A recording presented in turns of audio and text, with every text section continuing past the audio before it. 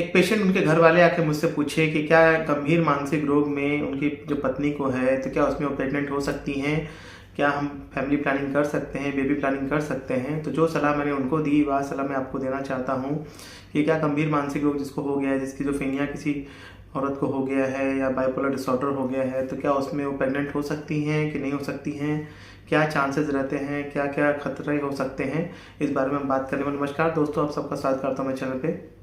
गंभीर मानसिक रोग जैसे स्किज़ोफ्रेनिया होता है, बाइपोलर डिसऑर्डर होता है, जब मरीज का थोड़ा ठीक होने लगता है तो कई बार जो औरतें होती हैं 28-30 साल की, नॉर्मल सी बात है, जिनकी शादी हो गई है, उनके फैमिली वाले सोचते हैं कि भाई बेबी प्लानिंग कर लेते हैं, बच्चे की प्लानिंग कर लेते हैं, क्या पता उसके बाद वो ठीक हो सके।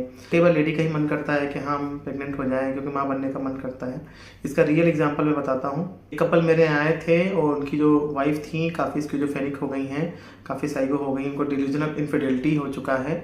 डिल्यूजन ऑफ इनफिडेलिटी का मतलब होता है कि उनको शक होता है कि उनका पति का चक्कर चल रहा है, रात में जब मैं सोती हूँ तो मुझे टच, उसके बाद कहीं चले जाते हैं, कभी कभी कमरे में बगल में लड़की को लेके आते हैं, उल्टी सीधी हरकत करते हैं, मुझे गलत जगह से दबाते हैं, नींद की गोलियाँ दे देते हैं। मैंने देखा है ऊपर मनीषा नाम की लड़की से बात करते हैं, दूसरे लड़कियों से बात करते हैं, अफेयर इनका है, इनका सही नहीं है, मुझे इनको छोड़ना है। अब ये बीमारी का ही पार्ट है कि सोचिए जिस इंसान को वो छोड़ना चाहती हैं उन्हीं के साथ वो दिखाने आती हैं, खुद को कंफर्टेबली जाती भी हैं और फिर प्रेग्नेंट भी होना चाहती हैं उन्हीं से, और फिर अपनी लाइफ को भी सोच रही हैं। बोलती हैं मैं तो उनको इग्नोर कर रही हूँ, क्या मैं प्रेग्नेंट हो सकती हूँ क्योंकि मैं 31 ईयर्स की हो चुकी हूँ, 31 साल की हो गई हूँ, डॉक्टर साहब मेरी दवाई कब तक चलेगी। अब ऐसे कंडीशन में जो पेशेंट काफ़ी साइको हो चुका है, स्किज़ोफ्रेनिक हो चुका है, वो कई बार बातों को समझ नहीं पाते हैं। वो बोलती है कि नहीं मुझे कोई प्रॉब्लम नहीं है, मेरे हस्बैंड को प्रॉब्लम है, इनको समझाइए, इनको कोई जड़ी बूटी दीजिए ताकि ये ठीक हो सकें। तो मैंने बोला कि हाँ मैं उनको भी ठीक कर रहा हूँ, बाकी आपको भी जो समस्या है ओवर थिंकिंग की, एंगर की जो इश्यूज़ हैं आपको हैं, नींद की प्रॉब्लम है, उसको लेकर मैं कुछ दवाइयाँ दे रहा हूँ। बोले कि हाँ ये तो मुझे समस्या है, थोड़ा ओवर थिंकिंग मुझे ज़्यादा रहती है, लेकिन सारा दोस्त मेरे पति का है, इन्हीं का चक्कर चलता है बाहर, यही सब कुछ परेशान कर रखे हैं। तो मैंने उनके हस्बैंड से बोला, क्योंकि अभी तो जो लेडी है वो थोड़ा समझने के स्टेट में उतना नहीं है, मैंने बोला कि ऐसे कंडीशन में ये प्रेग्नेंट कैसे हो पाएंगी। अगर प्रेग्नेंट हो गई तो फिर दवाइयाँ जो चल रही हैं, एंटीसाइकोटिक्स चल रही हैं, ये चलना बंद हो जाएंगी, क्योंकि शुरुआत के 2 से 3 महीने में जब बच्चे का अंग फॉर्म होता है, ऑर्गन फॉर्मेशन होता है, तो उसमें देखा गया है कि जो एंटीसाइकोटिक्स हैं कई बार नुकसान कर सकती हैं। तो इसका जिम्मेदार कौन होगा। अगर आपके होने वाले बच्चे को कोई भी प्रॉब्लम हो गया, कोई भी डिसेबिलिटी हो गई, कोई भी अंग की समस्या हो गई, कोई विकलांगता हो गई, तो इसका जिम्मेदार कौन होगा। तब तो डॉक्टर पे ही आ जाएगी बात। आप नहीं चाहेंगे ना कि आपके बच्चे को कोई भी समस्या हो। तो बेटर ये होता है कि अगले 6 महीने साल भर तक आप प्लान ना करें, नहीं तो फिर इन दवाइयों को मुझे बंद करना पड़ेगा, बिल्कुल कम ख़त्म करना पड़ेगा, और फिर ये इनकी जो बीमारी है, मानसिक रोग है जो बहुत सीवियर हो चुका है, वो ठीक नहीं हो पाएगा। क्योंकि ऐसे कंडीशन में वो अपने बच्चे का संभाल कैसे पाएंगे जब खुद को नहीं संभाल पा रही हैं। बोल रहे हैं कि मेरा वेट बहुत बढ़ते जा रहा है, हम बहुत वजन बढ़ते जा रहा है, दवाई से बढ़ते जा रहा है। जब मैंने पूछा तो बोले कि हाँ रोज़ मीठा खाती है, रोज़ हलवा खाती है। तो ऐसे कैसे हो पाएगा, क्योंकि प्रेगनेंसी में तो वैसे ही वेट गेन हो जाता है। जब ज़्यादा वेट गेन हो जाएगा तो आपको फिजिकल कॉम्प्लिकेशंस हो जाएंगे। कई बार इन दवाइयों को जो हम देते हैं एंटीसाइकोटिक, जैसे ओलेंजापिन दे दिया, रेस्पेडोन दे दिया, तो इससे थोड़ा बहुत वेट गेन हो सकता है, भूख ज़्यादा लग सकती है।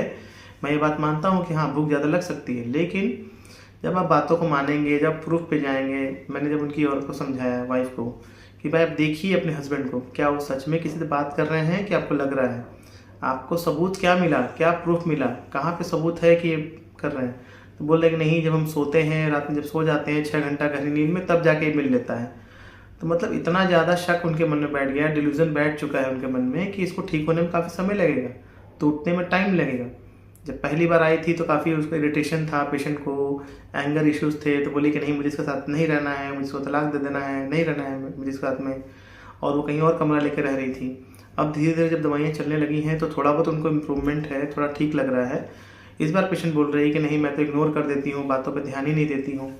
तो पति ने भी बोला कि नहीं अब खाना बना रही है, मेरे साथ में रह रही है, स्लाइट इम्प्रूवमेंट है, इन चीज़ों में फ़र्क पड़ा है, लेकिन इसमें टाइम लगता है। धीरे धीरे धीरे दवाइयाँ बढ़ेंगी। जो डिल्यूजन है इनफिडेलिटी वाला, जो पति को लेकर शक हो रहा है कि इनके चक्कर चलते हैं बाहर, कई लड़कियों से बगल के कमरे में भी लेके आते हैं, उनके फ्रेंड्स को भी लेके बोलती है कि इनके दोस्त भी ऐसे ही सारे हैं, सारे रिश्तेदार ऐसे हैं, सब लोग मिले हुए हैं। तो ये अभी बहुत ज़्यादा उनकी एक दुनिया बन गई, नेक्सस सब बन गया है। डिल्यूजन का अपनी ही उनकी दुनिया बन चुकी है उस लेडी की, पेशेंट की, जिसको टूटने में टाइम लगेगा। अगर इस बीच कहीं प्रेगनेंसी हो गई, प्रेगनेंसी उन्होंने कर लिया, तो फिर दवाइयों को मुझे मजबूरन कम करना पड़ेगा और फिर वो असर नहीं आ पाएगा। और जब बीमार हालत में वो पेशेंट अपने प्रेगनेंसी को करेगी तो कैसे ध्यान रख पाएगी, जब खुद का ही ध्यान नहीं रख पा रही है, ठीक से खा पी नहीं रही है, कभी खाया कभी नहीं खाया, कभी खाना बनाया कभी नहीं खाया बनाया। बच्चा सिर्फ पैदा ही नहीं करना है, बच्चे को संभालना भी है, ये बातें मैंने समझाया। क्योंकि जब बच्चा पैदा हो जाएगा तो उसकी जिम्मेदारी हो जाएगी।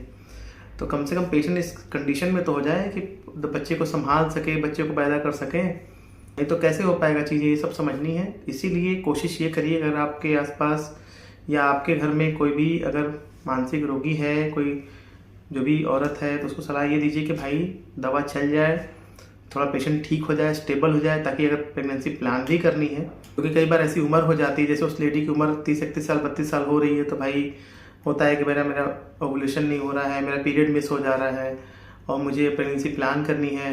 तो भाई एक समय रहते हुए चीज़ों को हम करें तो ज़्यादा सही रहेगा।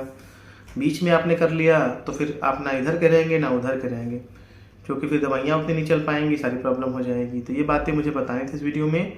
और गंभीर मानसिक रोग जैसे स्किज़ोफ्रेनिया हो गया, बाइपोलर हो गया, इसके इलाज में थोड़ा टाइम लगता है। धीरे धीरे दवाइयाँ बढ़ती हैं, फिर जब कंडीशन ठीक हो तो धीरे धीरे धीरे कम होती हैं। फिर समझाना भी होता है, फैमिली को भी काफ़ी समझाना होता है, क्योंकि कई बार पेशेंट सामने से नॉर्मल लगता है। उम्मीद करता हूँ ये इन्फॉर्मेशन आपको काफ़ी अच्छा लगा होगा। अच्छा लगा तो लाइक करिएगा, शेयर करिएगा, चैनल पर नया हो तो सब्सक्राइब करिएगा। मिलते हैं दोस्तों किसी नए शानदार वीडियो में, तब तक के लिए नमस्कार।